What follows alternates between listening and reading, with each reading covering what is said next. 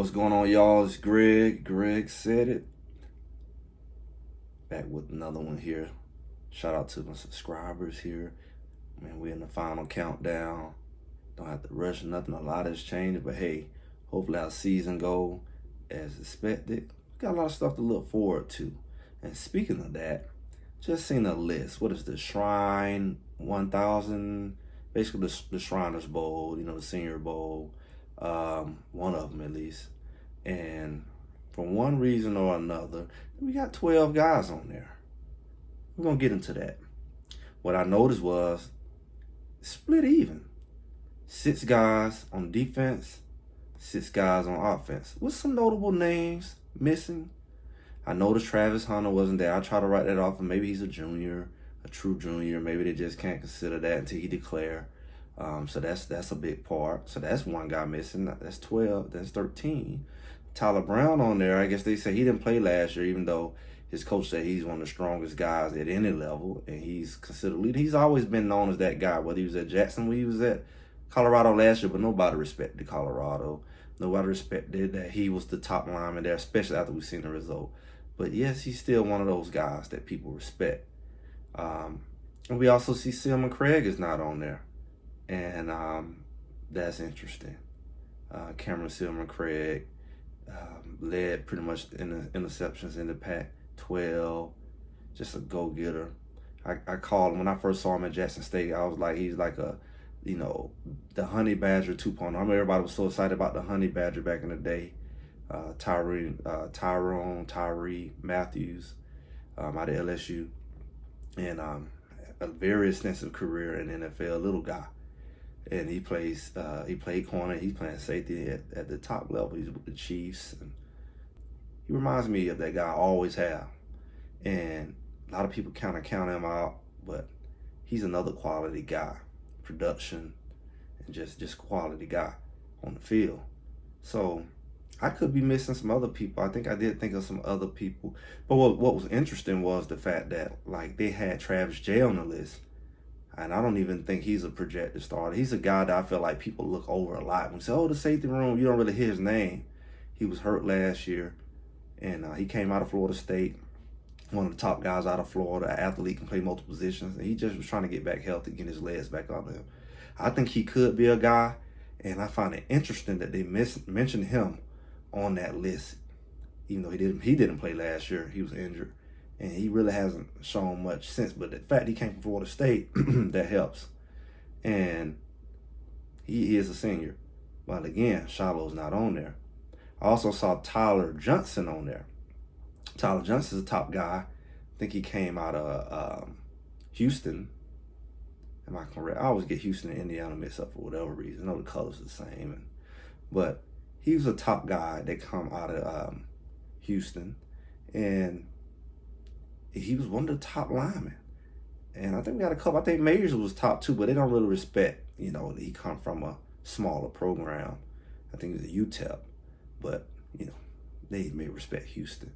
And Tyler Johnson was that guy. And I think he was recovering from an injury during the spring. And he wasn't really in the starting lineup either. And he's still trying to find his place in that line. And a lot of people really like him. His film was good. But he made the list. So I find it interesting that a couple guys who may not even really be in the top, well, at least the starting rotation, made that list. When you see a person like Tyler Brown, who is considered in the starting rotation, he's not on there. And it's nothing to say negative. It's not nothing to take away from those guys. That just shows you what kind of depth Colorado has, for all the haters who say they don't have no depth. They got a few linemen on there. They got a few DBs on there. I see Hodges on there. Got a few receivers. I see Wester, Shepard on there. Jimmy Horn is on there. So it can say a whole lot, because now you're looking at the fact, okay, there's some guys not on the list, there's some guys on the list. And one side, I remember I was one of the first guys who pointed out Colorado could easily have 10 draft picks. They laughed. I said, if they win, they solidify for themselves. But I named people. And a lot of these guys who I named, I don't think I named Travis J. I didn't name Tyler Brown. I was over 10. So we clearly missing some people that can come off that line. I know Shadoze, if he had a type of season, he can get in there. We got a few guys that can get in there. I know chainsaws coming in. If guys show themselves, they can make some noise.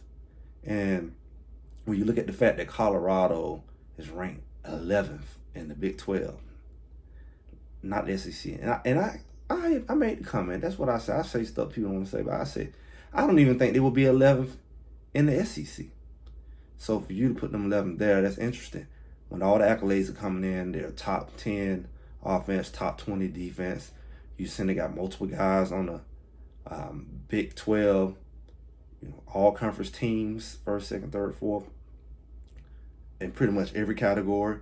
I also see that you got a few of them guys recognized as All-Americans, even though I feel like you're leaving out some people because you didn't even put Shador in there. He's a top quarterback, but maybe you got him on second team, some All-American. I don't know. I don't know who you got on that first team All-American. I know Travis Hunter was on there, and SC Wester, I think, made it special team. So we got a couple All-Americans on the team. We got several all-conference guys. We sent a bunch of guys on the watch list for the Senior Bowl, Shriner Bowl, whatever. And I don't know. It's interesting when you really look at, can't really deny the acknowledgments that they're getting of the type players that they have. You can't really overlook it. But at the same time, you got to start asking some questions. You got to start looking at what's really going on. Like, why do you feel like Colorado's going to have a losing season? How do you feel like Colorado is going to be at the bottom of a average conference? I mean, I'm not saying that that's what everybody else, they don't give respect to them. I mean, Texas and Oklahoma's gone. A lot of people not really paying them no attention. So how do you really fail to recognize Colorado as a force in the Big 12 and possibly the country when you see a list like this and you see the potential that they have, and that's not even including some people who just have not been acknowledged or been overlooked? It's going to be an interesting season, like I tell y'all all the time. When you look at Colorado and people like me and some other guys, we talk that talk. We give them a winning season, a very, very, very positive potential season, like saying they're going to win 9, 10, 11 games. People are like, oh, yet you can't deny when you see lists that, if you got a sorry team, you don't have that many seniors on any kind of watch list. You don't have that many players on your all conference, in your conference where you're going to be 11th. And you have people actually on the first team in key positions like quarterback and the edge rusher and a cornerback. It's like you don't have that. What is that exist outside of Colorado?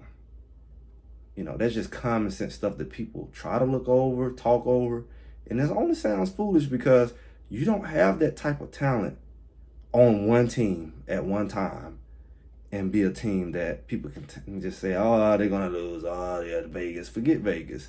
Because ESPN, these little lists are leaking out. And instead of just telling the truth, they letting it leak out like we don't have enough sense to put it together. Colorado is going to be a problem, like I said from day one. I was saying it before we even got a lot of these players. Like I told y'all way back in February, March, I said when these players start coming in, they just further solidify what I said. They just put the icing on the cake. We lost a couple pieces, but we really in overkill for what we need to do, what we need to do. All they have to do is stay healthy, play together, don't shoot themselves in the foot. And we got to be watchful of people trying to sabotage what they're doing. Because if you can't, sometimes you try to discredit people, talk down on them, and hope that'll be enough for people not to respect them or pay attention to them. And maybe they'll get distracted. But, it only intensifies when that don't work. So hopefully their tactics and their manipulations doesn't get just out of order to stop this team and blatant. And hopefully we have enough sense to say, oh, don't go too far with this thing. We're not going to be distracted. We're not going to overlook, any weird traps that set up to block them from doing what they need to do. We're going to let football be football, and we're going to see what this Colorado team this year is going to be exciting. But that, I'm just Greg. Greg said it. Make sure y'all like, share, subscribe, and I'll talk to y'all soon.